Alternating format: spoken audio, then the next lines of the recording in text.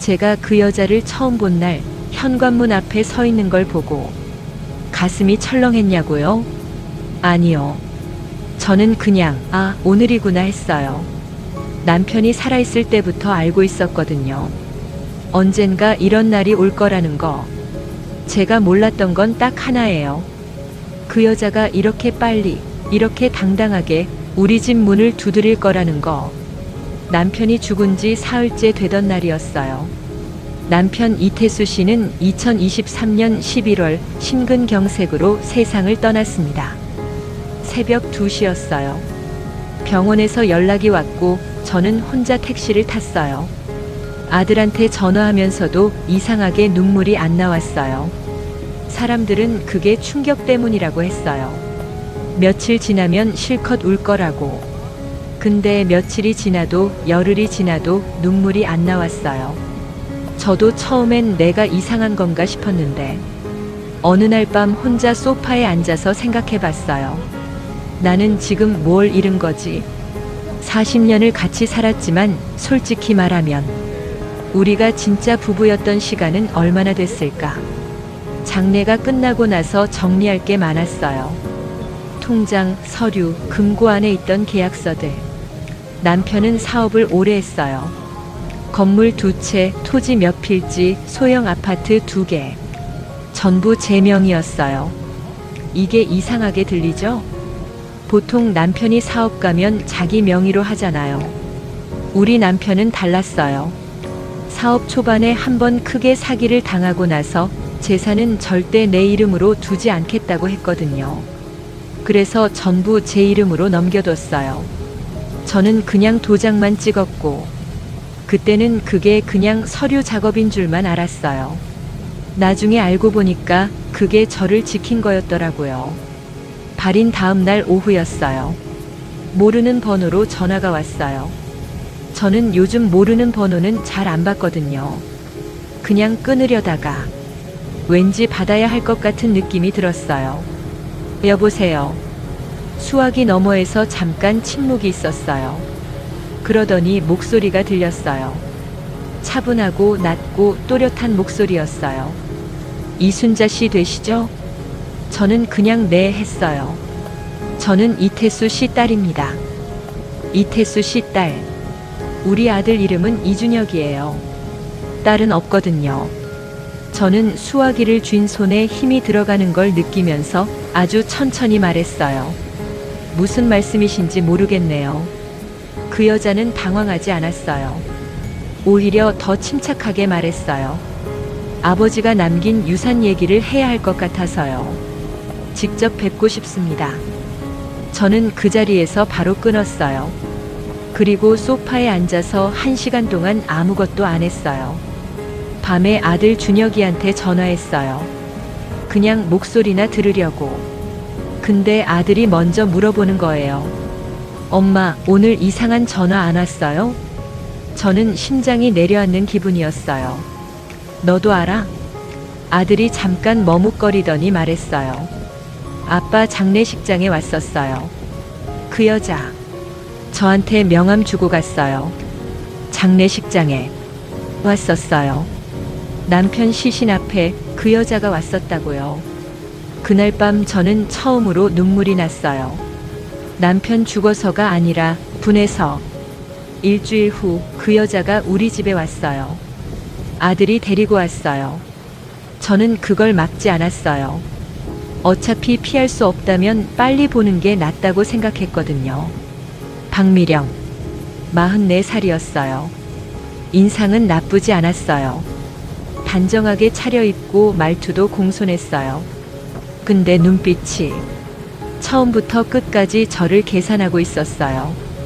그 여자는 봉투를 하나 내밀었어요. 아버지가 생전에 이걸 공증해 두셨어요. 저는 봉투를 열지 않고 테이블 위에 놓았어요. 뭐가 들어있나요? 출생신고서요. 그리고 인지 서류. 법적으로 자식으로 인정한다는 뜻이에요. 저는 그 단어가 공중에 떠 있는 것 같았어요. 왠지. 그날 저녁 저는 변호사한테 전화했어요. 아는 법무사한테 소개받은 부동산 전문 변호사였어요. 변호사가 딱 잘라 말했어요.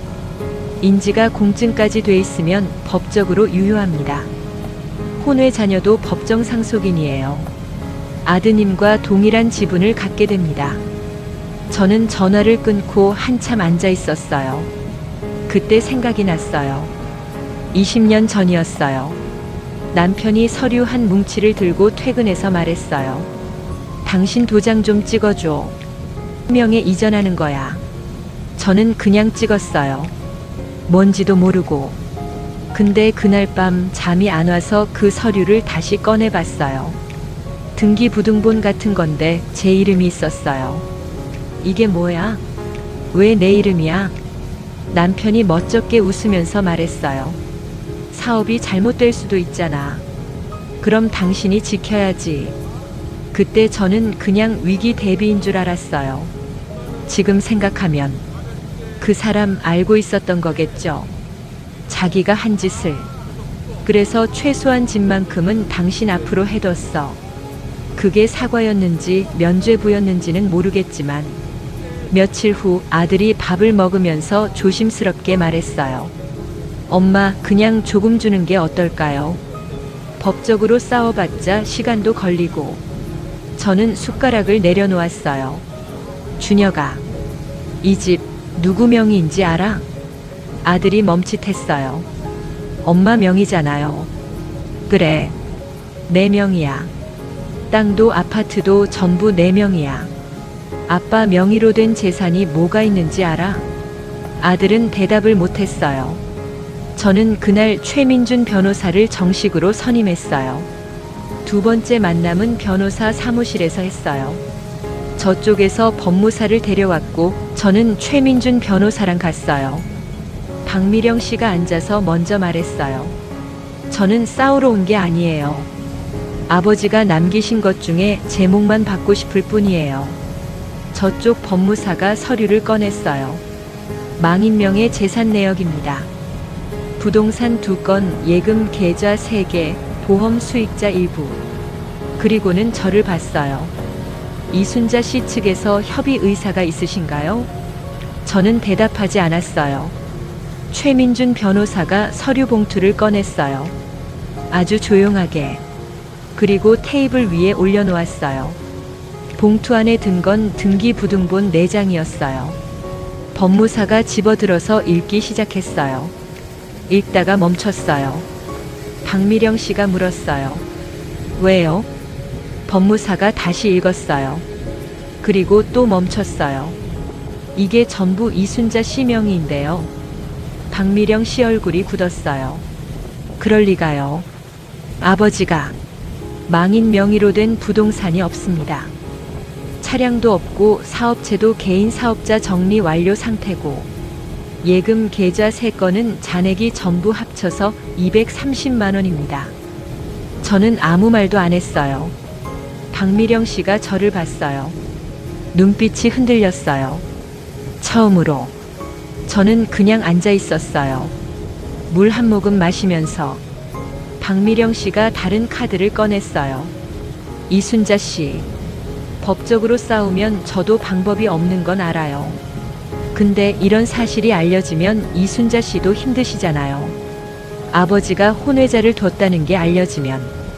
위협이었어요. 조용하고 단정한 말투였지만 위협이었어요. 저는 잠깐 그 여자를 봤어요. 불쌍하다는 생각도 들었어요.